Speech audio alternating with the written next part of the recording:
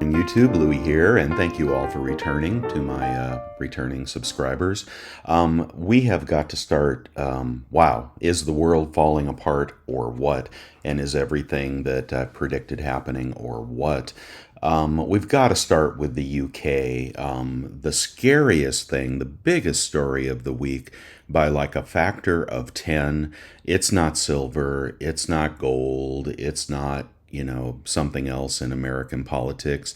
It's not the Fed. It is the UK and just shocking moves in the UK. If you want to call this the end game for all countries, then I think you probably could. So you've already heard the stories, but just to recap really quickly here. They elected a new government, new prime minister, who immediately made an announcement that basically ruined their country. Whoever this bozo is that they have elected. And they say that the person is right leaning, but they announced they were going to cut taxes. Okay, now you know that they've been talking about printing money to try to curtail the rising cost of energy. Of course, that has been the crisis, and the pound has been weak as a result of that. But then they elect new government, and the first thing the prime minister does is announce unfunded tax cuts. And in order for tax cuts to be believable or to be productive, you have to have spending cuts. I don't know why it is that no one is willing to attack the real problem, which is runaway spending. Well, anyway, this individual announced tax cuts, and immediately their debt began to go into crisis. Their pension debt, called the gilt. The gilt is their bonds, and the rates started to spike, and the bonds started to sell off because when you print money to basically, in a recession and tax revenue is down, you have to print more money, and the more money you print, the higher inflation goes, and that sent the pound on a free fall, and that sent interest rates higher.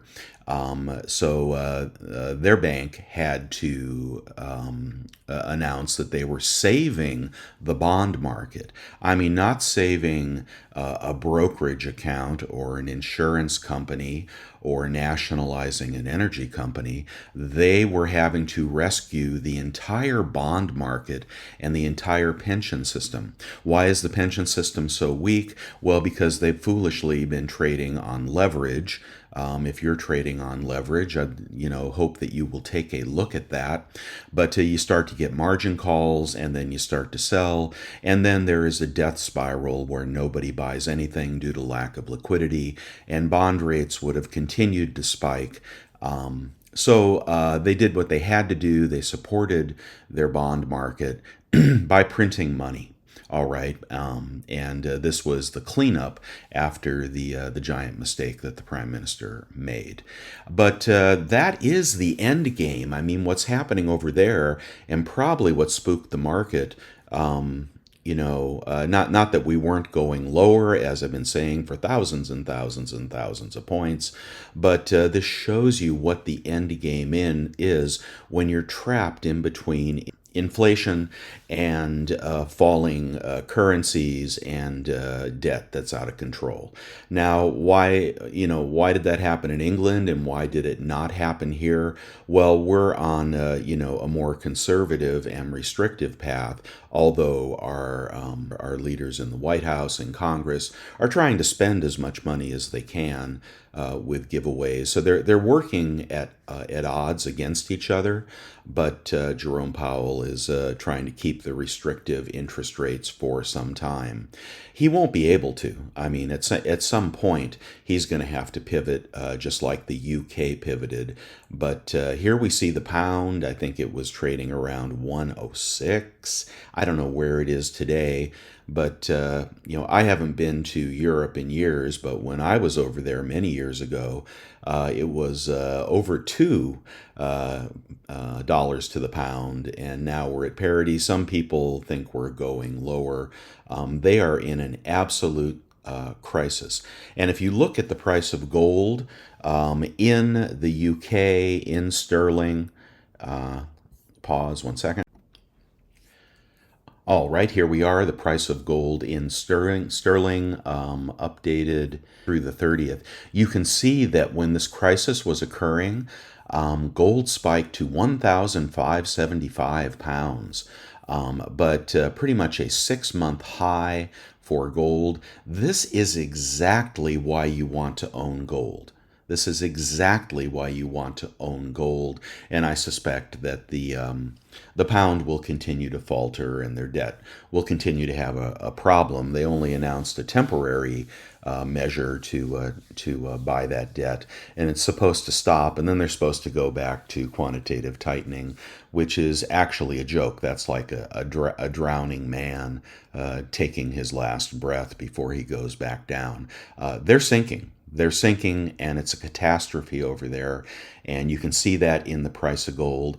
Certainly gold will protect you when the world is falling apart. I don't know what's happening with their stock market, but I'm sure it is quite weak. And this is why we own gold. All right. And of course, silver as well. Gold and silver are like peas and carrots. They go together. And, usually when gold is strong, silver is strong. But silver has the baggage of being a commodity, which doesn't do well in a recession. Are we headed into a recession? Yes, even the Fed says we're headed into a recession at this point. Will it be a serious recession? Yes, I do think it will be. And I think there will be job losses eventually, which will give the Fed some power to pivot a little bit anyway, or peg rates where they are. But this is the end game in the UK. And I think people are trying to get their money out of the pound as fast as they can. It is going to be a plummeting currency going forward with no end in sight. But I would say, don't be fooled by short-term moves in the market. I am still predicting lower prices. I did buy some gold last week because it fell into my buy range, which is 1650 to 1550. I got a smoking deal on some gold. I also, the other ounce I bought, I'll show you a picture of it, was delivered. I bought that for 1675 out the door with my 3.2% eBay rebate credit card, link below. So I think you can accumulate gold here. Gold, many people are predicting gold will go to lower prices. Let me pull up the US chart real quickly. All right, here is gold in dollars, and as you can see, it is a little bit over the 1650 mark at this point. I don't know if that's 1670 or whatever that is, but some people are predicting a drop down into the 1500s. Again, I'm putting my buy zone at 1650 to 1550. It could go to 1400. I think that is completely possible. As you can see in the stock market, we are setting up for the mother of all drops now that we've broken support, and we're pretty much in free fall. So take a look at the Dow and the S&P and the Nasdaq. Oh my God! Hopefully you don't have a lot of money long in the market at the moment. Because I do think we're going considerably lower in the stock market. And of course, people needing liquidity will force them to sell gold and silver. So I do think gold will go a little lower here, but buying gold between 1550 and 1650 and watching it drop to 1400, it ain't no big deal. But I'm still not buying silver. I think that this recent strength we've had is a temporary thing, and I still think we're going into the 18 to 15 range for silver. I wouldn't fool yourself that we're at a bottom here in silver. I do think we're going lower, and I'm stacking cash as much as I can to pick up silver at the bottom. And of course trying to pick up gold as well, but it's hard to buy both. But that's what I think will be happening when the Dow, when the markets completely crack. Will that be Monday? I don't know. As I said last week, you can always have a bounce for an hour or a day or a week, but the direction of the stock market is clearly down.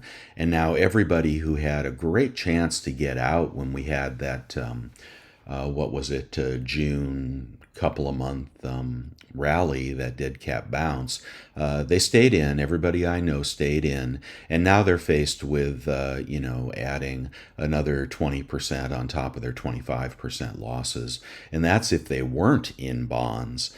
And bonds got crushed as well recently. Hopefully, if you're buying bonds, you're staying more on the short term side. So, nothing wrong with a 3-month bond or a 1-year bond paying 4% in the US, in my opinion. I have a few of the long term bonds which lost money, 30-year bonds which lost money last week. But I do think those will become good long-term investments for the fixed portion of my retirement portfolio. But yeah, I think gold lower. I think silver lower. If the COMEX is running out of silver and so forth, you'll see the news when I see it. But I'm not. I am not going to jump on that bandwagon right now. You have to prove it to me, and the way it'll be proven is when silver resumes its uptrend. It is in a downtrend right now. So hopefully you are raising cash, have been raising cash. You're not jumping too fast. Yes, premiums are higher, but yet when silver touched 18 or pretty close to 18, there was a deal. There was a deal at Bold for $1.75 over spot for the IGR kilos. So you could have been out at a little over 1975. That was a good deal, but I think the deals are going to get better. Why don't other channels tell you about the deals? Because a lot of the big channels are being captured by the silver bullion. By the bullion retailers, and once they've taken an affiliate deal to be an exclusive promoter of their channels, they can't tell you about deals. I'm sponsored by no one. I probably never will be, because I got a bad attitude and I like to tell the truth. All right. But the fact is, the way you get the best price on silver and gold is you shop and you shop and you stalk and you wait for the drop. And sometimes that comes pre-market, like it did the other day. It was actually pre-market. Of course, I'm up at 4 in the morning, and I saw it. But I'll try to do a better job of posting those deals when they come up. It is not true that you can't find cheap silver. But if you're particular about the silver and gold that you stack for many different reasons, and there are good reasons to be particular, then that may be true. Okay, and that's your strategy. That is not my strategy. We are at a place here where generic is the buy, especially if we get down in the 18 to 15 range. One final thing I want to say is, for those of you that are still long the stock market and are incurring humongous losses, this is something that everyone should consider, and maybe this will help one or two people. If you're in a position to move, to convert from your traditional IRA into a Roth IRA, and that may be age limited. Don't quote me on that. But if you're in a position to convert your traditional IRA into a Roth IRA, or roll your 401k into an individually directed IRA and then convert it into a Roth IRA and pay whatever long-term gains you have, pay those taxes.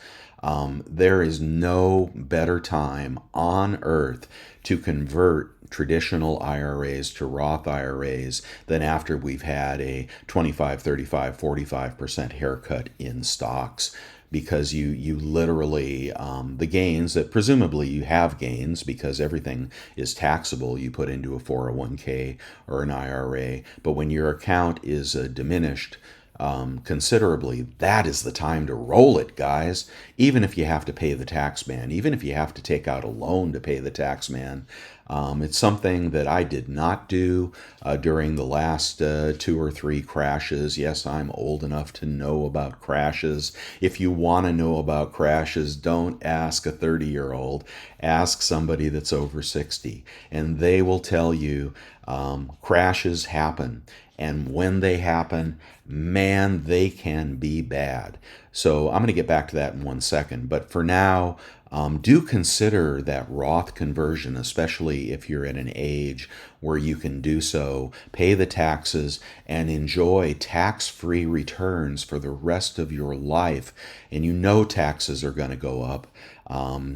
So that would be my advice. Hopefully, you'll think about that. In regard to the markets, I have lived through, at my age, so many crashes. And I will tell you at the beginning of the crash, whether it is real estate or housing or debt, nobody ever thinks it's going to be bad, or they think it's not going to be too bad. And in many, many cases, it is far, far worse than you think it could ever be. Irrational moves up in markets like we've had, in the housing market and in the Nasdaq and in the PE ratios of the S&P. Erratic, radical, vertical moves up are met with vertical moves down. And I'm telling you, they can come and grab everything. So don't be that guy that sells at the bottom, that ignored this for the last 10,000 Dow points. And now, you're going to wait till the next 10,000 Dow points to sell, because that's what makes the bottom. But it's okay to park some of your money in cash right now. In my opinion, not financial advice. What do I know? I'm just a dude on YouTube. But don't wait till Dow 20,000 to park some cash so you can take advantage of the deals when they come, because crashes can be completely irrational. Liquidity squeezes can be just devastating, and all the good stuff gets marked down. If you're in the FANG stocks, watch out. I mean, I won't even, okay, I'll get to crypto again. But the FANG stocks, you know that like 40 to 50% of their revenue comes from overseas. What do you think's happening overseas? Crisis. Crisis.